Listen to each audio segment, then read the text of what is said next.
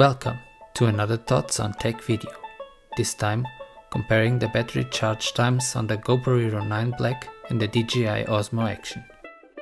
This is the charging curve of the DJI Osmo Action. There is an initial phase where the battery charges faster. In this case, the battery receives up to 1.3 amps during this period of 32 minutes and 30 seconds. After that, the battery is 65% charged. The 80% mark is reached after 42 minutes. The DJI Osmo Action needs 1 hour, 22 minutes and 30 seconds to fully charge the battery.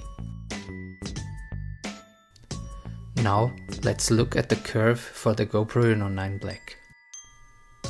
In the fast charging phase, the battery accepts above 1.4 amps of current. This goes for 47 minutes and the battery is 69% charged after that.